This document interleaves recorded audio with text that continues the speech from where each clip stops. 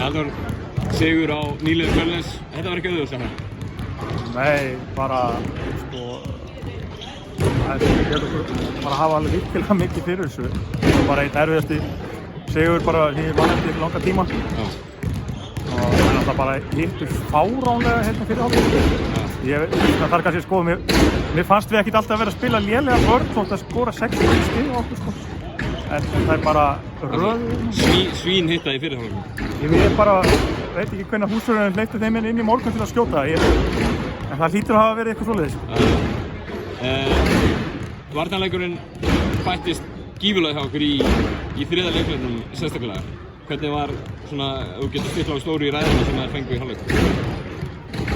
Ég var bara að tala um að þau þurftu bara að gera aðeins betur og skipta honum á Robby. Og fórum aðeins í öðru sér vörn á hana. Tók hana dálítið kannski í takti og var þetta frábæri fyrsta leikum.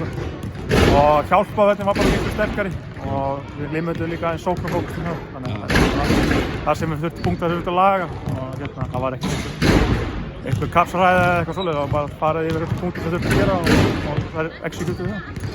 Gengið hjá ykkur svona það sem hafið tímabilið sem svolítið verið upp og ofan þegar þið verið að spila án bandarækjamanns og hún er komin inn í liðið í dag, heldur betur með krafti að Líja setur 30 í fyrsta leiknum. Hlýtur að vera sáttur með þessa sóknarframmistöðu allavega.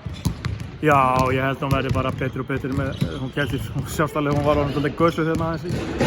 En hún er líka frábær varnarmaður sem við eigum held inni núna, kannski átti ekki alveg fyrir besta varnarleik. En orkan líka sem kemur með henni, skemmtilegu karakter og hérna svona hvetjandi og gaman að vera í kringum hann. Það held ég að sé líka. Hún held ég klálega að vera eftir að vera góð fyrir okkur. Frábært, takk. Takk.